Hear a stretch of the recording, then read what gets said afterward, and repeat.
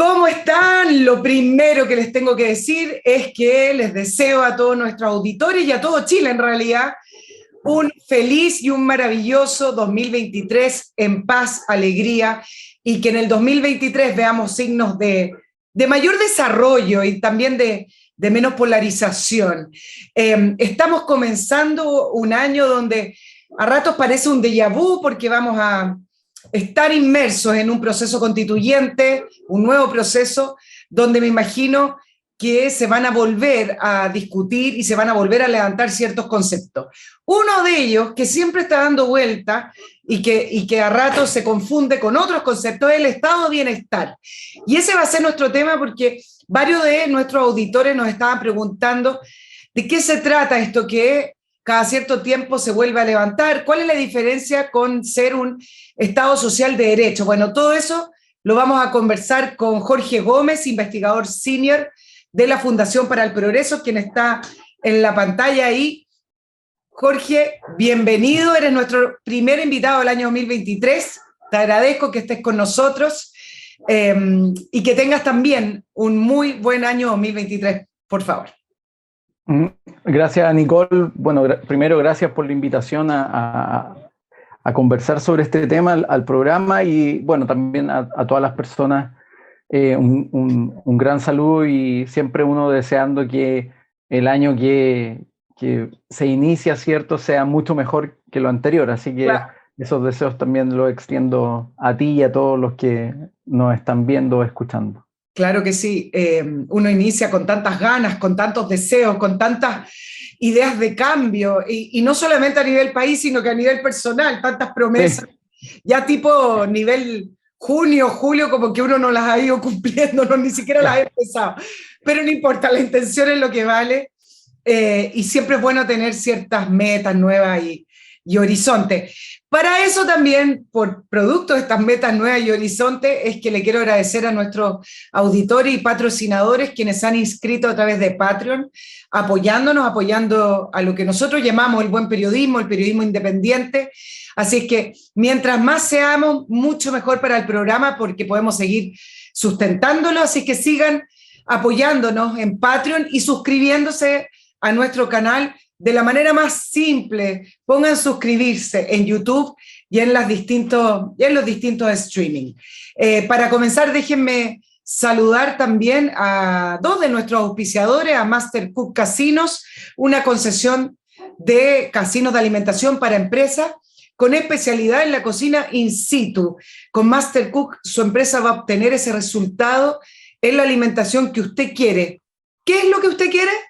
La comida como hecha en casa. Además que Master Cook siempre ha contado con la supervisión directa de sus dueños, algo que hace la diferencia en cualquier empresa. Cuenta con personal altamente preparado y además está comprobado como una buena alimentación contribuye a aumentar el bienestar y la gratitud también de los colaboradores y funcionarios de una empresa. Con Master Cook, en su trabajo almuerce como en casa. No importa el tamaño de su empresa, contáctelos, ventas@mastercook.cl o www.mastercook.cl. También les quiero recordar este oficio maravilloso, Talabarterías Chilenas, un taller artesanal familiar sin fines de lucro, creado en 1974, que ha logrado perdurar en el mercado chileno. ¿Por qué? Porque tiene calidad. La artesanía no tiene por qué ser de mala calidad, y en Talabarterías Chilenas en 48 años han recibido innumerables premios distinguiéndose por sus diseños, sus materiales, sus formas, sus tramas y texturas artesanales exclusivas en cueros exóticos y elementos naturales chilenos de alta calidad que despiertan esa alegría del alma, como llaman ellos, y que no está muy lejos de ser cierto, es real. Uno cuando recibe este tipo de artesanía de alta calidad, pero a la vez que motiva y llega al alma.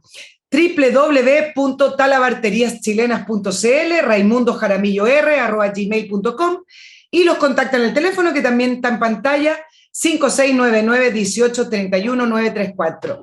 Jorge, muchas gracias por tu espera ahí. Comencemos al tiro con el tema del estado de bienestar. Cuando se habla de estado de bienestar, que tanto uno escucha y uno a veces dice, bueno, ¿qué puede ser malo estado de bienestar si están hablando de bienestar, ¿no? ¿Qué significa, qué comprende el tema del estado de bienestar? A ver, yo creo que la idea del estado de bienestar es un concepto, una noción que ha ido cambiando a lo largo del tiempo. Es decir, probablemente los historiadores y la historia económica lo remonta a, en este caso, el periodo de Bismarck, donde se empiezan a implementar ciertas políticas desde el Estado, digámoslo así, con una perspectiva o un enfoque, llamémoslo así, social, ¿cierto? Esencialmente el tema de las pensiones, en muchos casos el tema de garantizar ciertos seguros a los trabajadores en casos de situaciones, por ejemplo, de accidentes, cuestiones que eventualmente, y esto es interesante, existían antes en la sociedad civil mediante organizaciones, ya sea mutuales, asociaciones de trabajadores, organizaciones religiosas que se encargaban esencialmente de estos problemas que son problemas que afectan al ser humano a lo largo de la historia, es decir, personas que se accidentan, que requieren una asistencia, los ancianos que eventualmente van requiriendo mayor cuidado. Eso existía y la sociedad civil de alguna forma lo afrontaba. Y lo que va ocurriendo es que en el desarrollo de esta política más bien estatal, que lo inicia en el fondo Bismarck y luego se va extendiendo a otras instancias y otros países, se va implementando la dinámica de que es el Estado el que se debe encargar de ciertas necesidades o ciertas coyunturas que afectan a las personas. Ahí se van implementando y van cambiando también las legislaciones. Se van implementando legislaciones en términos, por ejemplo, de seguros de cesantía. Se van implementando una serie de elementos que apuntan a estos resguardos. Ahora, ¿qué es lo que ocurre? Que eso probablemente en el periodo de la posguerra ya cambia y tiene un enfoque distinto, ¿cierto? Que es el desarrollo de lo que hoy día entendemos como un estado de bienestar. Si uno piensa siempre en la idea del estado de bienestar, uno piensa en los países escandinavos, ¿cierto? Que tienen de alguna manera una amplia, yo creo que hoy día no tan amplia, pero amplia gama de prestaciones o de garantías en términos de servicio para su ciudadanía, que va a la par de un alto nivel de impuestos, ¿cierto? Y uno podría decir ahí hay un cierto nivel de eficiencia, pero hay elementos que también, por ejemplo, no sé, en el caso sueco, en los 90 entró en crisis y tuvieron que hacer una serie de reformas, pero esa es un poco la evolución que ha tenido esto. Ahora, yo creo que hay varios como elementos que hoy día se prestan a la confusión en eso. Exacto. Vamos a ir a cada uno de esos elementos que se prestan para la confusión. Y uno de ellos, a propósito de la discusión de la Constitución chilena, se estableció como un consenso en que Chile debe ser un Estado social de derecho. Y eso es de manera transversal, izquierda-derecha, digamos. ¿Hay alguna diferencia entre decir Estado social de derecho y propiciarlo el estado de bienestar o tenerlo como un objetivo final o son lo mismo?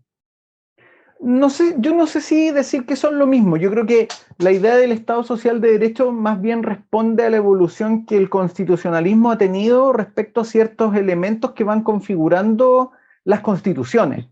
Y la idea del Estado social de derecho apunta en el fondo a un Estado que ofrece ciertas garantías, y ahí entran las discusiones y matices respecto a ámbitos que uno podría definir como de derechos de tercera generación, o incluso algunos más que se extienden, pero de alguna forma apunta a que el Estado asume un rol de garantía de esos derechos que ya no son los de primera ni segunda generación, sino que ya responden y uno ahí podría entrar a la discusión más bien a la prestación de servicios más que a la garantía de derechos. Y esa es una discusión que a mí me parece que ahí está subyacente.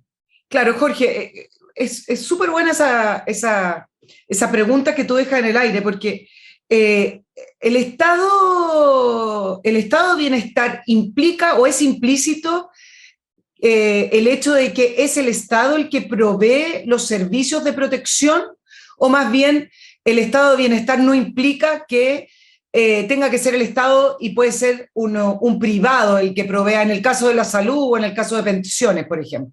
Esa pregunta me parece que es muy buena porque de hecho cuando uno mira el caso sueco lo que ocurre es que en los 70, 80 existía, digámoslo así, un monopolio más bien del Estado en la prestación y garantía de servicios.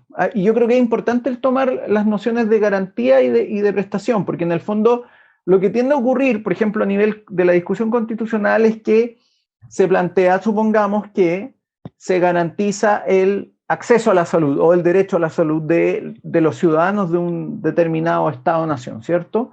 Esa es la garantía jurídica, digámoslo así. Ahora, lo clave es cómo luego tú eso lo garantizas en términos estrictos en su implementación. Y ahí hay una discusión que eventualmente a mí me parece que no está bien planteada, porque si uno mira el caso sueco, por ejemplo, en algún momento, mediados de los 80, principios de los 90, el Estado sueco de bienestar entra en una situación más bien de crisis, ¿cierto? Ahí, por ejemplo, está el libro de Nima Sadandaji, que le explica un poco este proceso, el de Mauricio Rojas también, Suecia el otro modelo, donde de alguna forma lo que ocurre no es que los suecos prescinden de su bienestar, sino que hacen un reenfoque en términos de la prestación, y lo que ocurre es que ya no es el Estado el que se encarga de la prestación, sino que se garantiza un derecho a través de la acción de los propios privados. Que uno, por ejemplo, en el caso de Chile, siempre la discusión, y uno lo podría plantear, es, bueno, ¿qué es lo que nos preocupa?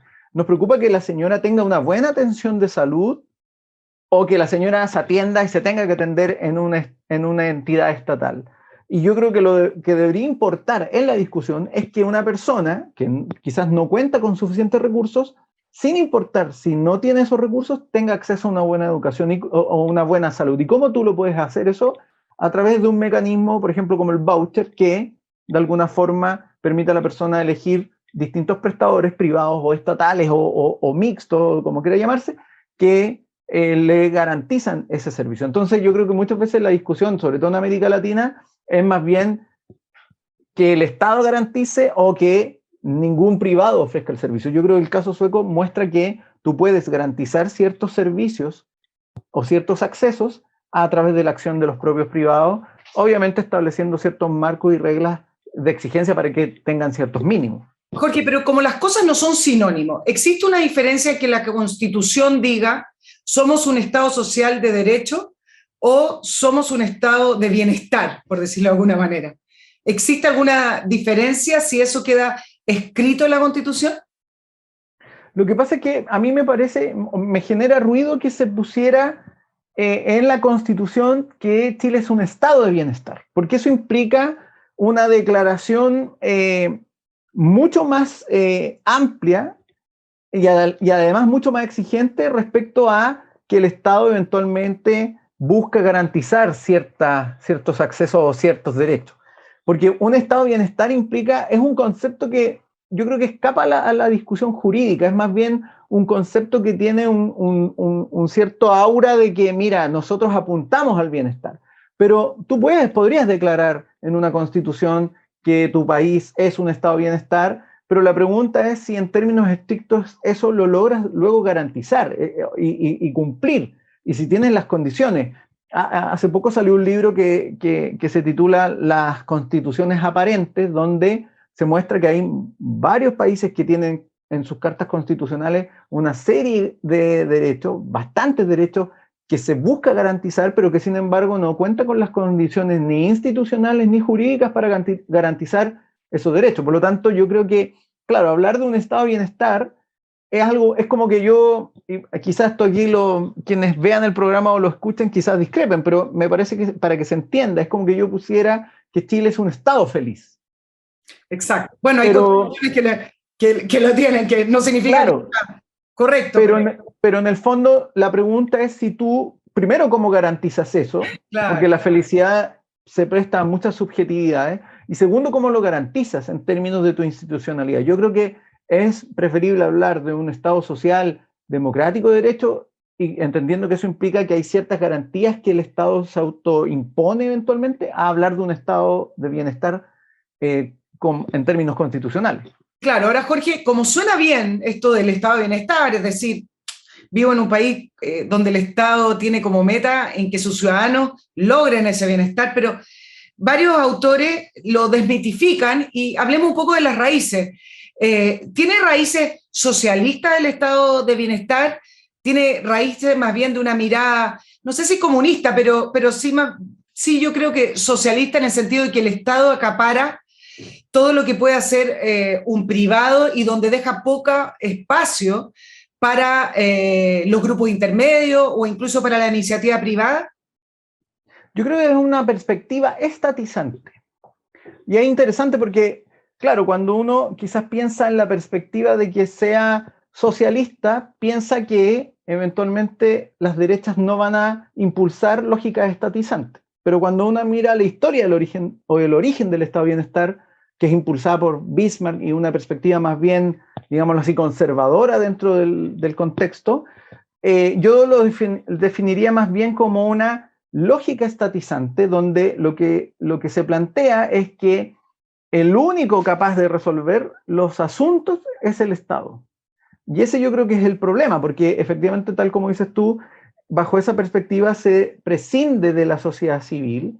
De alguna forma, la sociedad civil a la larga se ve anulada cuando esa acción se sobreextiende. Por ejemplo, volvemos al caso sueco. Hay un documental que hace poco tiempo atrás salió, que se llama La teoría sueca del amor, ¿cierto? Donde de alguna forma lo que va ocurriendo es que a medida que los sujetos presumen que el Estado se va a hacer cargo de una serie de asuntos, ellos dejan de hacerse cargo de asuntos que eventualmente solo le competen a ellos, como por ejemplo preocuparse de sus propios padres, que Exacto. Son ancianos. Entonces Exacto. Se produce la lógica, bueno, yo pago impuestos y que, bueno, no voy a preocuparme de mis padres que están ancianos.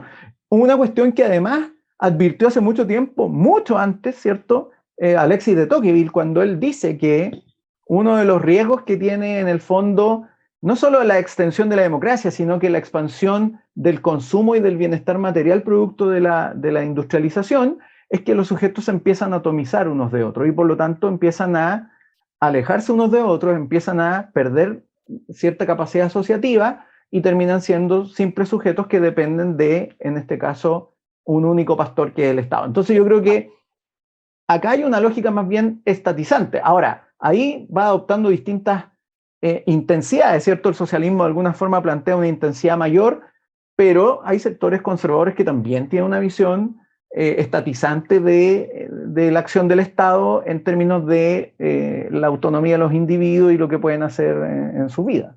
Jorge, te dejo plantear esta pregunta porque tengo que saludar a 2 auspiciadores más. Los grandes mitos del estado de bienestar, hay libros enteros, hay columnas enteras sobre los grandes mitos.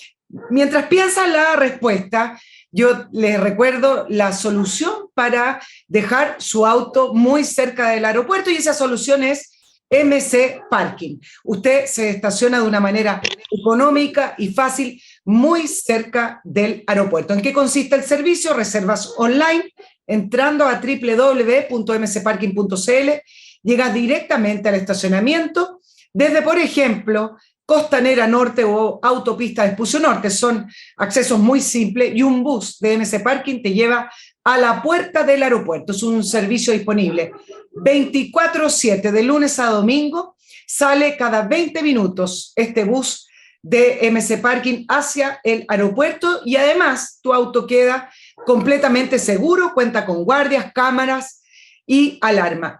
Mientras antes reserves tu espacio en MC Parking, más económico te va a salir el arriendo del estacionamiento y además te aseguras un espacio porque en enero y febrero son los meses de mayor movimiento en viajes, así que asegúrate tu espacio en MC Parking entrando a www.mcparking.cl, no dependas de ese transfer lleno de gente o del taxi que te cancela a último minuto y no va a llegar a tu casa a buscarte. Y además, si usted está teniendo problemas con el olor de algunas alcantarillas o algunas cocinas, bueno, ustedes conocen lo que significa tener esos olores en las casas o restaurantes o en las empresas, bueno, la solución no es camuflar el olor con los sprays, sino simplemente eliminarlos de raíz. Y para eso, este producto fabuloso, Oxinova, que es la solución natural, ecológica y definitiva para el problema de los malos olores provenientes de los sistemas de aguas residuales. Esto puede ser en casas, departamentos, restaurantes, oficinas y sobre todo en viviendas que no están conectadas al alcantarillado, como pueden ser esas viviendas con fosas sépticas en la playa, en el campo o en la montaña. Es ultra efectivo Oxinova porque trabaja en base a bacterias benéficas aeróbicas. Ustedes búsquenlo en la web, lo que significan estas bacterias, porque es muy interesante ver cómo trabajan, y enzimas seleccionadas. Fácil de usar, es como un jugo en polvo, como una pastilla efervescente que se echa en agua, sin peligros, para ser usado por cualquier persona en forma segura, práctica y económica. No pierda más tiempo y dinero con productos químicos tóxicos, peligrosos de manipular y que además le van a dañar sus cañerías y el medio ambiente. Con Oxinova elimina el problema de los malos olores de raíz de una vez y para siempre. www.oxinova.cl. Jorge Gómez, los grandes mitos del estado de bienestar, o de los mitos que se han ido contando a lo largo del tiempo con respecto a los beneficios del estado de bienestar. Perfecto. No, yo creo que hay un mito que se construye desde América Latina, ¿eh? Partiendo de América Latina tiene un tema con estados que al final nunca han asentado institucionalidades fuertes y por lo tanto generalmente o hay caudillismo o hay oligarquías, pero nunca una estructura institucional inclusiva, como diría Acemoglu y Robinson. Entonces, desde América Latina se construye el mito o se genera un mito respecto a los estados de bienestar donde se presume que no hay pobreza, de que todos viven muy cómodamente, que todos tienen estándares de vida efectivamente elevados. Y en realidad eso es un mito porque no necesariamente no hay pobres, no necesariamente todos tienen altos niveles de vida. Si uno ha estado en los países, por ejemplo, efectivamente, no sé, los referentes como países escandinavos, hay situaciones que son lamentables en términos de pauperismo o de miseria, ¿cierto? También yo creo que hay un mito en que todo es gratis. Ese yo creo que es un elemento clave, porque se tiende a olvidar o a obviar que todas estas estructuras de bienestar o estas institucionalidades tienen una alta carga, por ejemplo, impositiva.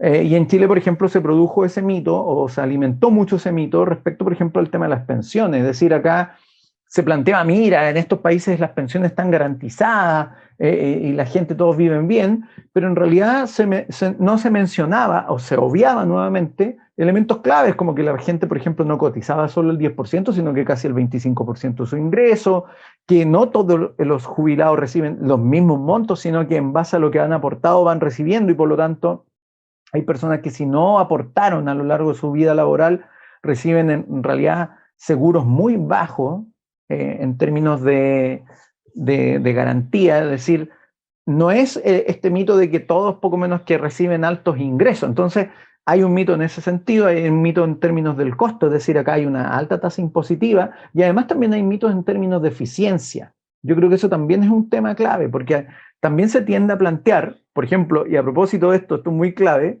no olvidemos, hace días atrás, por ejemplo, estaba Chantal Mouffe, ¿cierto? O Chantal Mouffe, que era esposa, ¿cierto? Esposa de Ernesto Laclau, un referente de la izquierda en América Latina, ¿cierto? Y ella, de alguna forma, acá estando en Chile, ¿cierto? Sufrió una situación de salud y explicó que menos mal que esto no le ocurrió en Londres, porque en Londres el sistema público de salud está colapsado. Entonces, se trata de plantear muchas veces que el sistema es eficiente, pero eso en realidad no es así. Por ejemplo, hay otra película, a mí me gusta hacer referencias como el cine a veces refleja las cosas mucho más claras y la gente a veces ve más la película que un paper, pero hay una película que se llama Joe William Blake, que se refiere a un sujeto que le diagnostican una situación cardíaca y por lo tanto le ordenan que ya no puede seguir trabajando y por lo tanto él se enfrenta al aparato de salud británico y al final se enfrenta a un sistema burocrático muy despersonalizado. Entonces hay varios mitos que están ahí construidos. Primero que esto no tiene costos, tiene altos costos, la gente paga altos impuestos, son sistemas que no necesariamente están todos los accesos igualizados o son igualitarios en términos de calidad y hospitales más o menos variados en eso, y además la eficiencia no siempre está garantizada. Entonces yo creo que esos son como los mitos más importantes porque además son los que a la gente le hacen más sentido, es decir, no, mira, ya todos reciben lo mismo, todos acceden a lo mismo, y todos acceden a lo mismo de forma eficiente, y eso no necesariamente es así en los casos en que existen estas estructuras de bienestar. Jorge, pero ¿y en el estado de bienestar llevado a su máxima expresión? Siempre se habla de Suecia, pero yo no sé si Suecia realmente es el estado de bienestar llevado a su máxima expresión. ¿Funcionaron tal cual como estaban concebidos o siempre fue una orientación o un deseo, pero nunca llegaron a funcionar como se pensaba? A ver, yo creo que no llegó, o el estado de bienestar no llegó a funcionar como se pensó, Mm.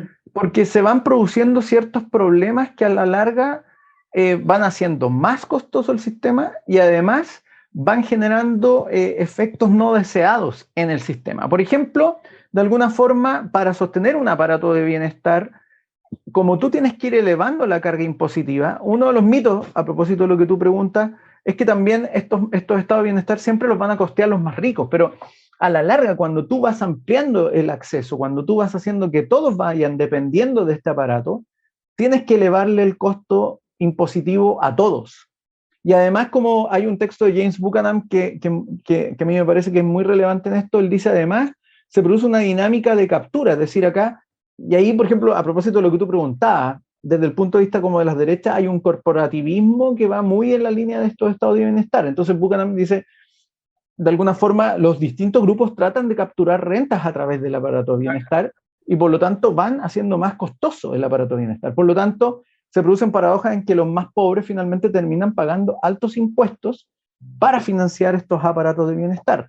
Y además se produce, bueno, no se cumple eso, no se cumple el tema de la eficiencia en términos estrictos y se producen distorsiones además en términos de lo que yo mencionaba antes, el nivel de preocupación de los sujetos en función de los otros. Siempre se plantea que el estado de bienestar es un sistema solidario en que todas las personas de alguna forma desarrollan una mayor solidaridad, pero lo que ha ido ocurriendo en general cuando estos estados de bienestar se exacerban es que las personas más bien dejan de ser solidarias con los otros porque desligan o de alguna forma delegan su responsabilidad con los otros en estas estructuras estatales o burocráticas. Entonces, de alguna forma eso ha llevado a que también exista, y se habla mucho de eso, de una crisis del estado de bienestar. ¿Por qué? Porque de alguna forma los estados de bienestar no logran ser sostenibles económicamente, pero además generan estos problemas de índole práctica y ética que de alguna manera también van haciendo que el propio aparato o la propia estructura comienza a fallar. Claro, Jorge, a mí siempre me llamó la atención en el año 2013, cuando el propio rey de Holanda, Guillermo, anunció de manera oficial el fin del estado de bienestar en Holanda. Bueno, hoy hay que decir Países Bajos, no podemos decir Holanda, caemos en un Claro. Pero bueno, para todos quienes recordamos Holanda en ese minuto, el propio rey declara el fin del estado de bienestar. Y dentro de esas declaraciones, él habló de un nuevo concepto que se llamaba una sociedad participativa. Y mencionaba un poco lo que tú nos respondes ahora, porque decía, bueno, es hora que los ciudadanos hagan cargo de varias materias, y anunció varias, como por ejemplo hacerse cargo de sus adultos mayores y nombró otras. Entonces, acá me surgen dos preguntas. Uno es, si Holanda no puede costear un estado de bienestar, o los Países Bajos, ¿qué país puede en el sentido de la carga impositiva y de niveles de desarrollo? Y lo otro es este nuevo concepto que intentaron implementar o posicionar en la mente de los ciudadanos, yo no implementar, que tiene que ver con la sociedad participativa, que al final de cuentas es lo que estamos acostumbrados nosotros a ver, es decir, hacerse cargo de las responsabilidades propias de la familia y de uno mismo como individuo y a la vez aportar con los impuestos para una serie de garantías que a lo mejor el Estado tiene que preocuparse de proveer. Claro, yo creo que hay un tema que me parece a mí clave en esto. Primero hay que ver el concepto de eficiencia. A mí me parece que es clave cuando uno, por ejemplo, piensa en el caso de Chile, porque uno podría, por ejemplo, considerando, por ejemplo, el informe de la DIPRES 2019, hay programas sociales que ni siquiera están evaluados en cuanto a su cumplimiento. Es decir, hay recursos que aportan los ciudadanos que van destinados, por ejemplo, a ayuda social o a programas sociales que, sin embargo, no están siendo ni siquiera evaluados en su eficiencia. Es decir, hay un abierto despilfarro de recursos. Ese yo creo que es un punto clave. El otro tiene que ver con, de alguna manera, la noción de que cuáles son los ámbitos donde tú eventualmente deberías garantizar cierto bienestar o cierto acceso. Y aquí yo, por ejemplo, me remito a Hayek, quien plantea que una sociedad que de alguna forma va generando un cierto crecimiento, un cierto desarrollo, no debería permitir que nadie cayera en situaciones, por ejemplo, de indigencia o de situaciones de...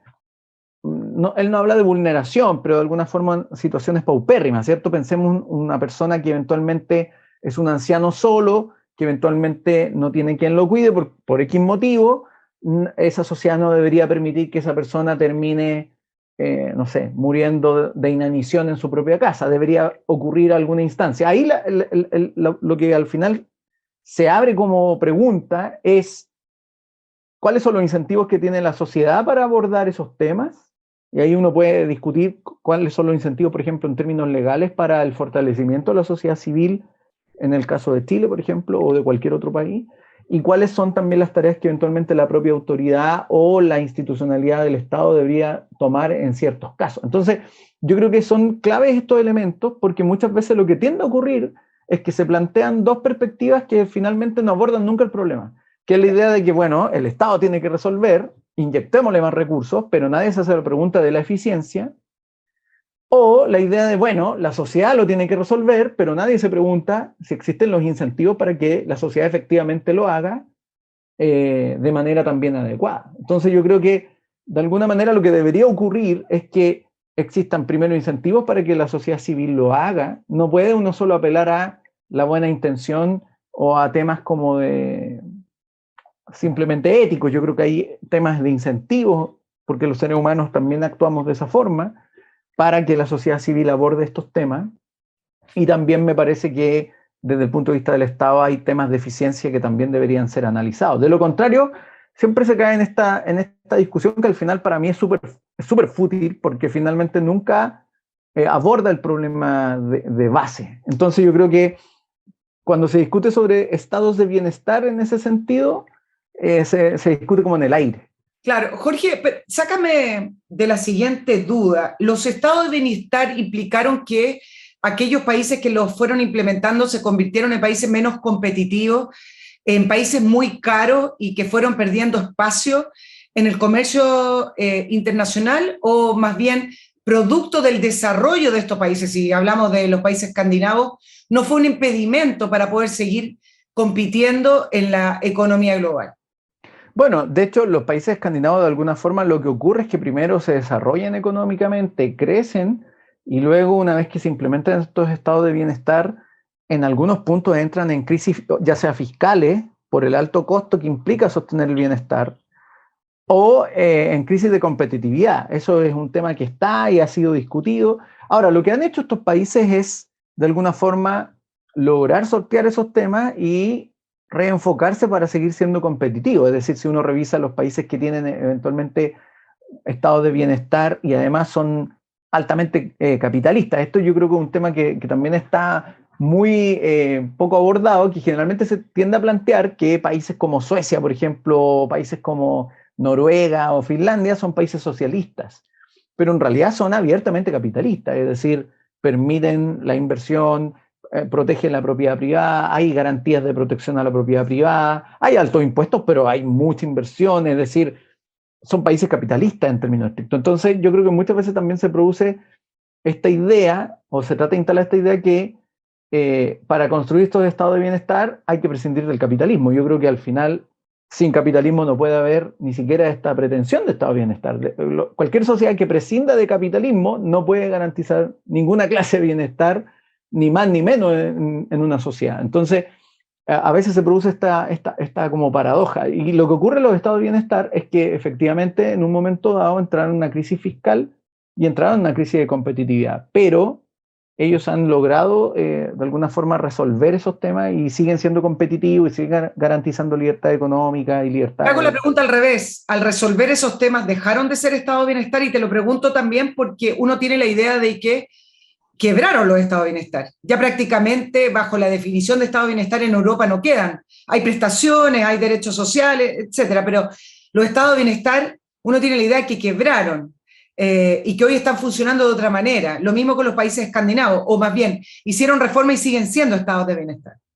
Yo me atrevería a decir que, claro, el estado de bienestar como lo pensamos en términos de un estado que ofrece todo tipo de prestaciones, eso ya no existe. Pero sin embargo, siguen siendo sociedades con bienestar. Que es el punto clave. A mí me parece que es el punto. Son sociedades con bienestar, es decir, y no solo porque tienen estas prestaciones que uno puede discutir si pueden ser mínimas o máximas, pero hay cierto nivel o cierto estándar en que las personas ya sea que no quedan fuera del sistema de salud, etcétera, pero además sus economías garantizan que la gente también no tenga que depender de estas prestaciones de manera radical. Yo creo que ese es un punto clave en esto, es decir, cuando tú quieres tener efectivamente una sociedad con alto bienestar, lo que tienes que hacer es que las personas no dependan de tu Estado. Cuando tú haces que todas las personas dependan de tu Estado, no estás apuntando a generar bienestar en tu sociedad, sino que estás generando más bien dependencia. Estás generando más bien una situación de carestía entre las personas, porque además ningún Estado es capaz de darle respuesta a cada ciudadano en sus necesidades. Lo que tiene que apuntar una sociedad es a que las personas se puedan parar en sus propios pies, puedan responder a sus necesidades en general sin tener que recurrir a la ayuda de un burócrata o de una oficina del Estado. Yo creo que ese es como el punto en que los países que uno visualiza como países con estado de bienestar avanzaron. Es decir, lo que ocurre es que hay un nivel de ingreso per cápita y de desarrollo económico que finalmente las personas no tienen la necesidad de estar recurriendo en cada instancia de sus vidas a las prestaciones de un estado de bienestar. ¿Qué país te parece que es un ejemplo de estado de bienestar bien llevado, digamos, y qué país al revés? ¿Qué país fue un extremo de estado de bienestar y que finalmente hizo quebrar el Estado y además ahogó un poco la iniciativa, no un poco, bastante la libertad y la iniciativa de los ciudadanos?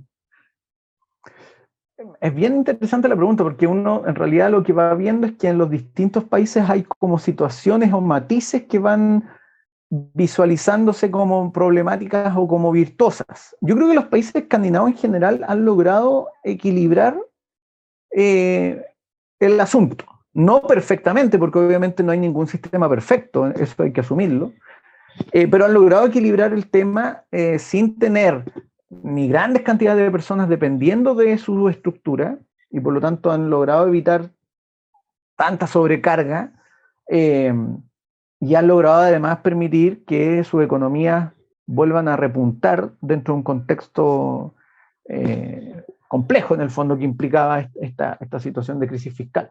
Ahora, hay otros casos en que eventualmente esos estados no solo implican alta sobrecarga, sino que además no necesariamente son eficientes, es decir, la gente está pagando impuestos altos, pero además accede a malos servicios. Eso yo creo que es la peor situación que puede ocurrir.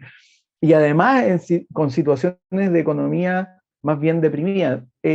No sé si el caso de España es el más correcto en ese sentido, o incluso el mismo caso de Inglaterra. Eventualmente uno podría pensar que también es una situación donde las altas cargas impositivas, la serie de trabas burocráticas a la iniciativa privada, finalmente hacen que más gente dependa del aparato del Estado y por lo tanto la sobrecarga es mayor. Entonces yo me atrevería a decir que ahí hay dos diferencias en dos rutas distintas que se han ido dando dentro de la complejidad de lo que implica esto.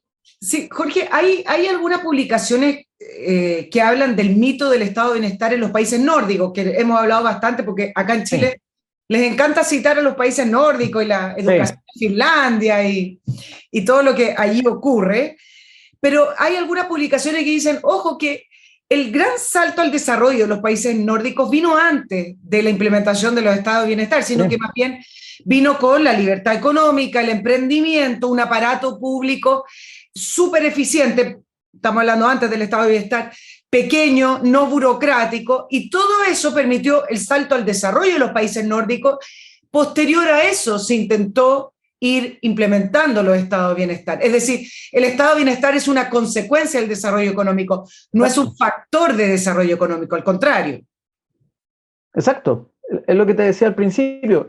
Lo que ocurre es que los países primero crecen y luego van desarrollando estos aparatos de bienestar entre los 60 y los 70, luego entran en crisis, y lo que hacen los países escandinavos en el fondo es adaptarse a la crisis sin sacrificar. Por eso digo, no, lo que hacen, por ejemplo, es que ya la provisión, no sé, pensemos, la provisión de la escuela ya no está a cargo del Estado, sino que a cargo de la sociedad civil, de privado. Entonces lo que hacen es prescindir del monopolio del Estado, pero sin prescindir de la prestación. Es una adaptación, a mi parecer, que logran hacer. Pero efectivamente el desarrollo, tal como lo plantea Johan Norberg, ¿cierto? Él dice, lo que ocurre primero es el desarrollo económico.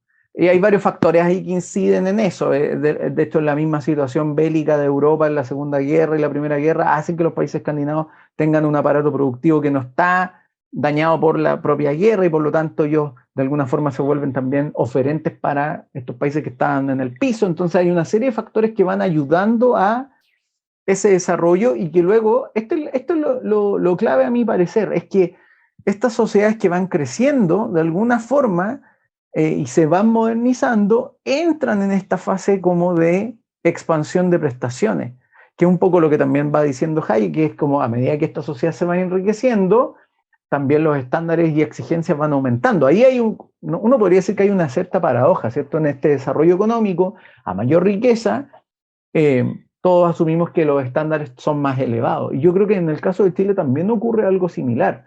Es decir, es una sociedad que rápidamente crece, es una sociedad que rápidamente se moderniza, se elevan los estándares, se extienden los accesos, y por lo tanto todos asumen que los estándares hoy día son de un nivel y no de lo que existía hace 40 o 50 años atrás. Entonces ahí hay un desafío que a veces las sociedades lo responden con estos bienestares, estos estados de bienestar, y ahí, claro, el punto es si eso es exitoso o no. Ese ya yo creo que depende de otros factores. Claro, y como nadie está ajeno a la corrupción, también leía algunas publicaciones sobre el mito del estado de bienestar en Suecia, que a lo mejor quizás Suecia es un ejemplo de llevado al extremo, en el cual por un momento funcionó, pero luego de eso, y dada la alta carga tributaria y la cantidad de recursos que manejaba el Estado, se comenzaron a tejer todas estas redes de corrupción, que al final empezó a permear lo que tú hablabas, la eficiencia y los servicios, es decir, la calidad de la educación que se entregaba antes ya no era la misma, la calidad en salud ya no era la misma, es decir, por un tiempo se consiguió lograr la alta carga tributaria y la entrega de esos servicios, pero ya luego de eso todo se empieza a corromper porque están en manos de unos pocos. Exacto, ese es un tema que probablemente la escuela del Public Choice lo ha analizado muy bien, que en el fondo el cómo se va produciendo la casa de rentas o la captura del regulador, ¿cierto? Está el riesgo de casa de rentas por un lado, que no es solo el actor político el que casa rentas, también está, por ejemplo, ahí puede haber un empresario que busque cazar rentas, puede haber un grupo de interés que busque cazar rentas, un sindicato, un colegio profesional, etcétera. Se produce ese incentivo muy alto, ya que el único que de alguna forma distribuye esas rentas es el aparato estatal, es decir, el acceso a renta ya no está mediado por la acción en el mercado, sino que por cuánto tú logras que desde el aparato estatal te den esos recursos. Ese es un riesgo. Y el otro, a mí me parece que es un tema clave, que es el riesgo de la captura del propio, en el fondo, fiscalizador, ¿cierto? El propio regulador, es decir, cuando se empiezan a generar estas situaciones en que finalmente el regulador, por la información que maneja, empieza también a obtener renta. Y también se produce el fenómeno del burócrata elusor del deber, es decir, como la renta ya está garantizada, no es necesario cumplir bien la tarea. Todos esos son elementos que afectan de alguna forma a los sistemas burocráticos, a los sistemas políticos, cuando el acceso a las rentas está en gran medida monopolizado por el aparato estatal. Y ese es un riesgo que efectivamente ocurrió en los estados de bienestar. Por eso entraron en una crisis fiscal y también en situaciones de corrupción. Y claramente los afecta en ese sentido.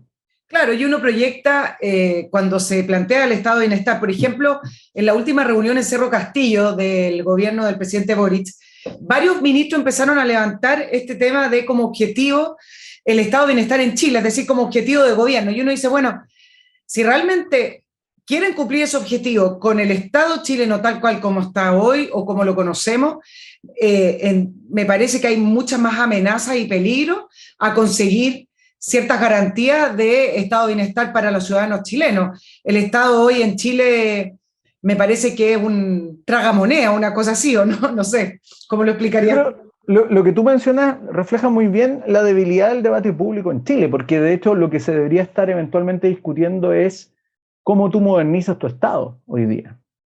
Y como te mencionaba, tú tienes, por ejemplo, hoy día programas sociales que reciben recursos que provienen de los contribuyentes y que sin embargo son programas sociales que ni siquiera están siendo evaluados en su eficacia, en su eficiencia. Es el déficit que tiene. Y eso tú puedes extenderlo a una serie de otras instancias. Es decir, hoy día, si nosotros nos preguntamos, ok, ¿cómo se maneja el presupuesto en las municipalidades? Ahí hay una caja negra que efectivamente no está visualizada. Entonces, yo creo que la discusión en Chile, eh, eh, lamentablemente y quizás no extrañamente, se enfoca en eventuales resultados sin mirar con qué tú quieres garantizar esos resultados. Es decir, eventualmente si tú quieres generar un mínimo, como diría Hayek, un safety net, ¿cierto? En una sociedad, lo primero que tienes que ver es si tu aparato estatal, tu burocracia es lo suficientemente adecuada para aquello. Y yo creo que en América Latina el problema general es que siempre se tiende a presumir los resultados de ciertas propuestas más que cuán funcional es, por ejemplo, un aparato del Estado. Y esto, la crítica la hago en dos sentidos. Por un lado, en estas propuestas, mira, tenemos que caminar al estado de bienestar y más bienestar sin evaluar si el Estado es efectivamente eficiente. Y por otro lado, me parece que muchas veces en América Latina la preocupación está más centrada en los riesgos de la implementación de un estado de bienestar más que de los hechos concretos de captura de estructuras oligárquicas en la sociedad en América Latina. Y yo creo que ese es un problema que también se traduce en estados poco eficientes, poco modernos, capturados por grupos de interés y que a la larga simplemente, como decías tú, se vuelven una especie de bolsillo roto donde algunos sacan tajadas. Claro, Jorge, en Chile tenemos el Sename, no voy a evaluar si funcionan bien o mal, ese no es el punto de mi pregunta. Tenemos Sename, tenemos el Senama, que es el Servicio para el Adulto Mayor, tenemos la Pensión Garantizada Universal, tenemos FONASA. ¿Por qué no podemos decir que Chile sí es un estado de bienestar? Te nombré algunos pocos elementos, porque hay más, pero te nombré los más conocidos, digamos. ¿Podríamos decir que con esos elementos somos un estado de bienestar o realmente necesitamos otras condiciones para decir eso? Si es que quisiéramos ser eso. Es buena tu pregunta, porque uno podría efectivamente establecer cuál es el criterio para definir cuándo hay un estado de bienestar o cuándo efectivamente estamos ante la estructura de un estado de bienestar. Yo no sé si Chile es un estado de bienestar. Yo creo que ahí entra el punto que te mencionaba antes, que al final estos estados de bienestar, que uno siempre imagina estos países europeos, ¿cierto? En realidad lo que ocurre es que la mayoría de sus ciudadanos no está dependiendo de estas prestaciones. Y ahí uno tiene que ir viendo el per cápita, viendo el nivel de desarrollo económico y por lo tanto la eventualidad de que un número importante de ciudadanos esté dependiendo es muy baja probablemente. La pregunta que uno podría hacerse para el caso de Chile es, ¿vamos caminando a eso o vamos retrocediendo? Ahí uno podría efectivamente hacerse la pregunta, sobre todo considerando cómo va a ser el 2023. Entonces, Claro. ¿cuánta gente hacemos que no dependa del Estado? Esa es la pregunta, yo creo, para apuntar a... Porque tú podrías, por ejemplo, nosotros podríamos concordar, decir, mira, cuando una persona eventualmente sufre un accidente invalidante, esa persona además sostiene a su familia, eventualmente tú podrías darle una garantía, una renta y accesos. Pero cuando esa persona eventualmente puede sostenerse en sus propios pies y buscar un empleo, etcétera, etcétera, quizás eso no debería existir. Entonces la pregunta es, ¿a cuántos sacamos que no dependan del Estado? Yo creo que ese es el problema que se produce muchas veces en términos de discurso, que lo que se plantea al final no es que no dependamos del Estado, sino que dependamos de muchos aspectos del Estado. Yo creo que eso a la larga hace que las sociedades se atrasen, que se pierda talento, que se pierda la opción de generar más riqueza y más bienestar, y por lo tanto es una paradoja en términos estrictos. Se nos promete más bienestar, pero en realidad se nos está anulando la posibilidad de tener más bienestar. Y yo creo que ese es un punto que en la discusión a veces no se plantea. Y la discusión además y la mirada es muy homogeneizante, porque en otros países, bueno, todos los países tienen sus problemas, pero hay ejemplos en los cuales hay países donde ven que la población está envejeciendo y decimos, bueno, ¿dónde ponemos los incentivos? Si al final el estado de bienestar, me imagino que tiene que tener una concepción de cómo hago de mi ciudadano un lugar para vivir mejor en base a las condiciones de ese país. Y por ejemplo, algunos países con el tema del envejecimiento de la población premian impositivamente, estoy hablando, a quienes tienen familias, por lo tanto la carga tributaria de personas que tienen un hijo o dos hijos es menor que una persona soltera que trabaja, independiente de que tenga la misma edad. Tienen un sistema de una mirada un poquito más inteligente para poder proveer ese bienestar. En cambio, en Chile da lo mismo si tú eres un soltero de 50 años que no tiene grandes responsabilidades económicas, versus otra persona de 50 años que tiene que tener y mantener a 3 hijos en el colegio, en la salud, etc. Entonces, también me parece que la mirada es muy homogeneizante en nuestro país. No quiero hablar de otros países de Latinoamérica porque yo no vivo ahí, pero estamos hablando de Chile. Sí, y fíjate que eso se evidencia, por ejemplo, cuando en algún momento dado se discutió la idea de un impuesto negativo en el contexto de la pandemia, que es una propuesta que hace Milton Friedman en el 64 y otros autores más, que apunta a que eventualmente en una economía donde tú tienes diferencias de ingreso, tú puedes generar el incentivo para que los que tengan menos ingresos vayan de alguna forma insertándose en el mercado a través de un impuesto negativo. Es decir,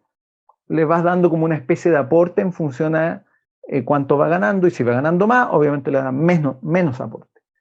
Eso implica también cierto análisis a nivel impositivo, y sin embargo, desde el punto de vista de la clase política en Chile, eso no era importante, no lo consideraron, porque para ellos es más fácil simplemente cobrarle impuestos a todo. Y tú tienes hoy día la paradoja con la inflación, por ejemplo, de que tú tienes personas que hoy día tienen ingresos bajos, ¿cierto? Y que sin embargo se les cobra un impuesto a través de la inflación, ¿cierto? Y se les cobra el IVA, sin importar si la situación se ve mermada, ¿te fijas? Y eso está afectando no solo a las clases, a los grupos más pobres, sino que también a las clases medias, y a un impacto bien fuerte. Y sin embargo, los grupos políticos parecen no discutir sobre estos temas, ¿te fijas? Nadie, por ejemplo, todos hablan de hoy la inflación, el impacto de la bencina, pero ¿cuántos se preguntaron y qué pasa si se baja, por ejemplo, el porcentaje del tributo o del impuesto en la bencina? Nadie lo menciona, parece que eso es como un tema tabú. Exacto, entonces ahí tú ves que de alguna forma los grupos políticos de manera transversal visualizan esto de una manera muy mecánica al final, y por lo tanto se dan poco el trabajo de pensar en dinámicas, como mencionabas tú, por ejemplo, mucho más inteligentes, por ejemplo, a la hora de incentivar, no sé, la renovación de la población.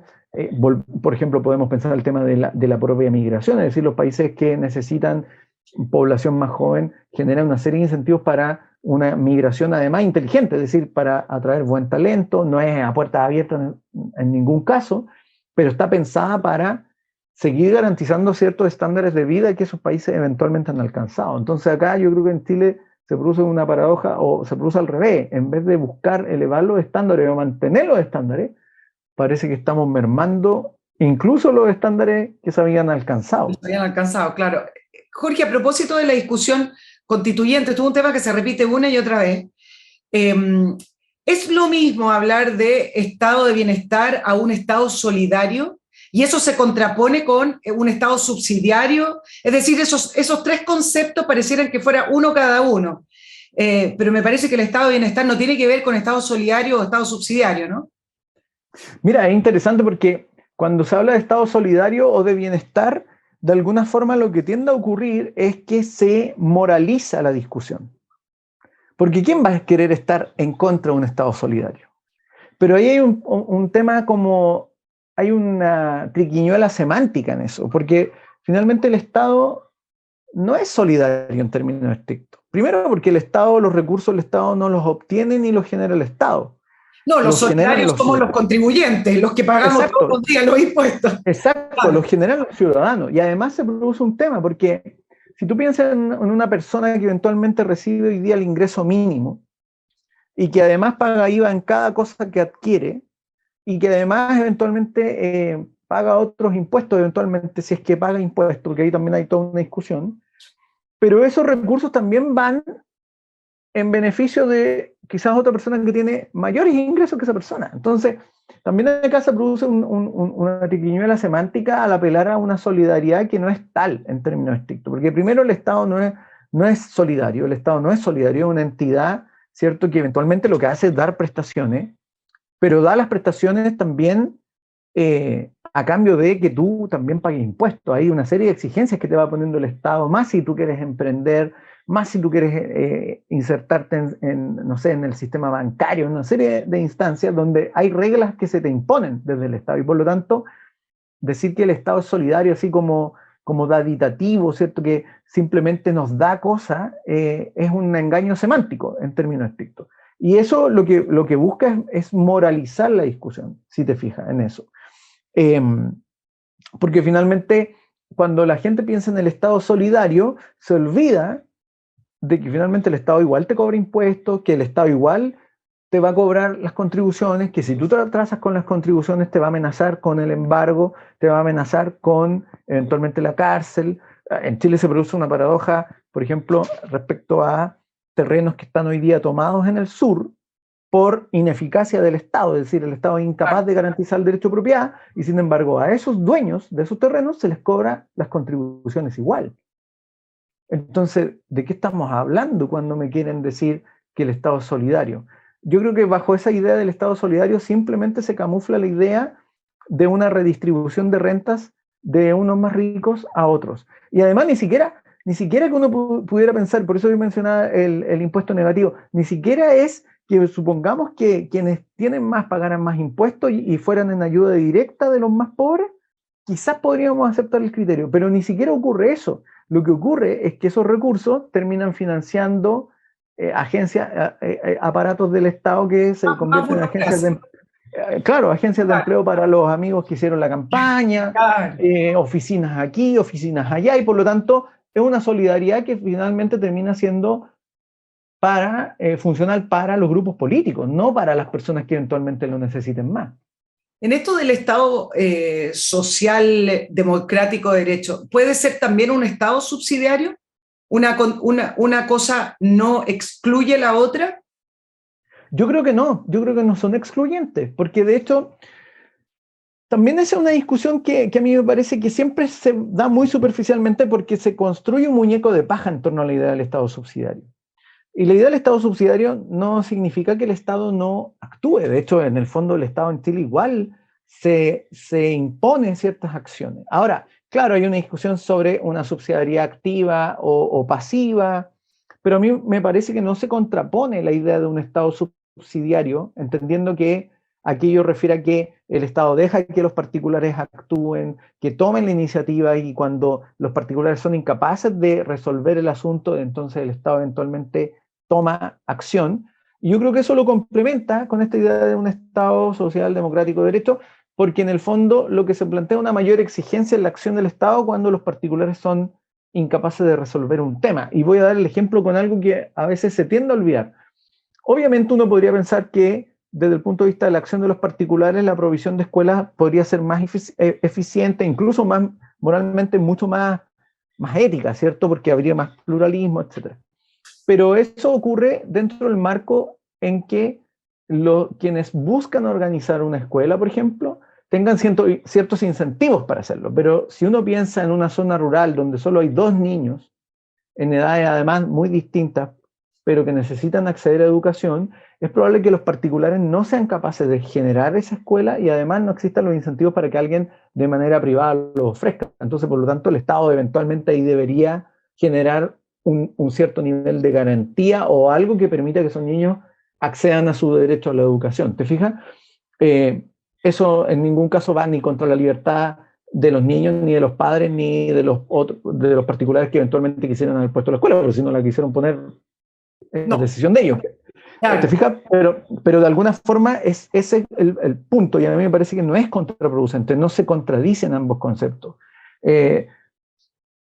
El problema es que desde ciertas perspectivas se plantea la idea de que solo el Estado es el que tiene que hacer esos temas, y yo creo que ahí está el problema.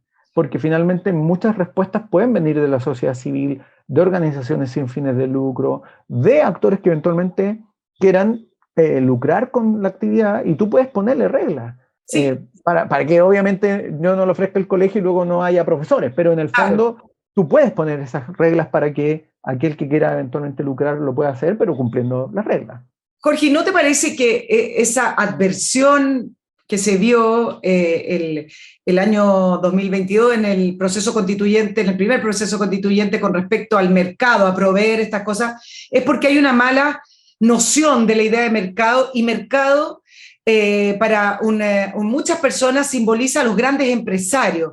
No se entiende el mercado como el lugar de encuentro de la sociedad, donde se intercambian ideas, bienes, servicios, donde pasa la vida en sociedad, sino que se entiende mercado, grandes empresarios, por lo tanto cerrémosle la puerta. Sí. ¿Te parece que ocurre ese entendimiento equivocado con respecto al mercado en Chile?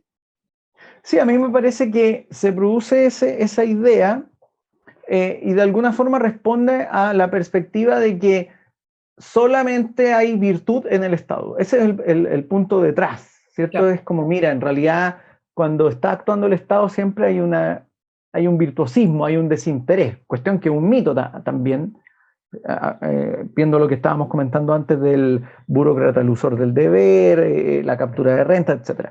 Hay un mito ahí de que cuando actúa el Estado siempre es desinteresadamente. Y en segundo lugar, está el mito de que cuando actúa o cuando se opera en el mercado, los agentes en el mercado siempre están buscando timar a los otros. Esa es una presunción que también es muy predominante y bien particular, porque uno va a la feria libre y los feriantes no están tratando de timar a las personas. Eso no significa que todos los actores sean honestos. Hay actores que son deshonestos y por eso las leyes sancionan al estafador, y hay eventualmente actores que abusan de eventuales posiciones o abusan de información. Eso ocurre y por eso las legislaciones lo sancionan, pero no todos los actores van con la disposición de timar a los otros, porque si no, no podría haber intercambio ni en la feria libre. Entonces yo creo que están esas dos presunciones, que además ahí sí hay que ver que eventualmente ha existido en algunos casos situaciones que alimentan esos discursos. ¿Te fijas? Es decir, hay acciones de ciertos grupos, digámoslo así, ya sea empresariales, empresas particulares, situaciones que eventualmente exacerban estos discursos, pero el problema es que quienes toman esos casos, lo que hacen es, de un caso particular, extrapolarlo a la generalidad. Y yo creo que ese es el error, ¿te fijas? Porque no todos los agentes en el mercado quieren estafar a la gente. Por ejemplo, en el caso de la educación, lo que ocurrió es que efectivamente había universidades que, por ejemplo, no sé, ofrecían la carrera de medicina y tenían de decana en medicina a una persona que no tenía ni siquiera los estudios mínimos de medicina. Entonces, ahí hay un problema, pero que es un problema particular. Y ahí eventualmente la autoridad debería resolver eso, sancionar eventualmente. Claro, Pero eso no implica que todos los oferentes actúen de la misma forma. Y yo creo que a veces se tiende a exacerbar claro, pero esa justo me diste el ejemplo de un área donde para poder operar no estoy hablando del punto de vista científico, sino que funcionar esa facultad o bien esa universidad necesita el permiso del Estado. Es decir, ahí falló también el Estado en dar ese permiso, ya sea por ineficiencia, por ignorancia o por corrupción. Entonces, al final siempre es una cadena de interacciones donde nunca es solo el mercado y también donde nunca es solo el Estado. Jorge, claro, ahí está, por eso la paradoja que yo te digo, porque de alguna forma se presume que el Estado está libre de intereses, libre de corrupción, y que el único plano de la corrupción es el mercado. Pero en realidad, en ambas instancias operan seres humanos, y hay seres humanos que no respetan las reglas y las transgreden. Entonces ahí yo creo que lo que debe existir como criterio es el marco institucional. Las leyes son las que al final deben sancionar y regular ese tipo de situación. Jorge, para ir cerrando con el tema del estado de bienestar, una de las críticas que realizaba los mismos ciudadanos de países nórdicos y también en un momento países europeos es que perdieron libertades.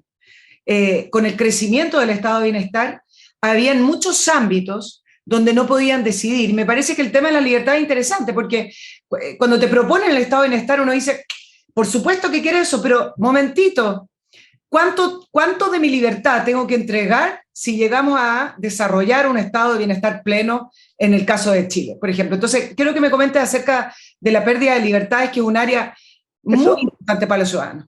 Eso es bien interesante porque de alguna manera, claro, la presunción de un bienestar, uno eventualmente a priori, eventualmente lo evalúa bien.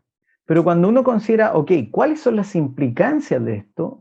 Y en términos, por ejemplo, la implicancia en términos de la injerencia de la autoridad sobre mis decisiones, sobre mi vida, eventualmente uno podría evaluar si es o no admisible esa situación. Y yo creo que ahí hay un punto que, en general, la reflexión liberal, los pensadores liberales a inicio del siglo XX lo advirtieron, es que cuando se empieza a plantear esta idea de un aparato o una estructura burocrática que se encarga de cada asunto, es un crecimiento exponencial, no hay freno, porque finalmente nunca va a haber un contrapeso, nunca va a haber una excusa para no garantizar esto. Si ya te garanticé el tener internet, bueno, te puedo garantizar otra cosa además.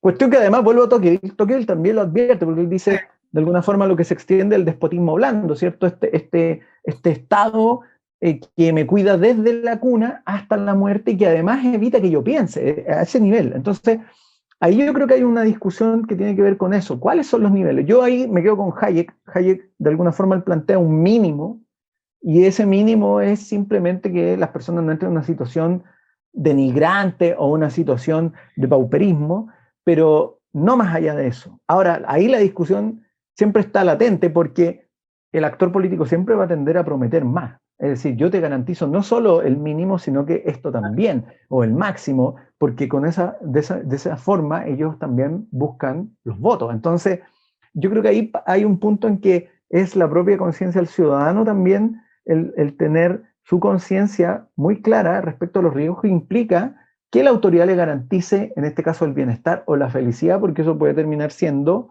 el fin de su propia libertad, que es lo que ha ocurrido además en los países donde esa promesa se ha tratado de instalar. Claro, mira, más que conciencia, Jorge, me parece que conocimiento. O sea, al final es importante no quedarse con estos conceptos que suenan tan bien, que creemos que allá en el Edén de Europa o de Escandinavia funcionaron maravillosos, sí, y que viven muy felices todos, porque en esto del nuevo proceso constituyente vuelven a salir estos conceptos, pero hay que conocerlos, y esa es la idea de esta entrevista. Así que te lo agradezco. Muchas gracias por haber estado con nosotros.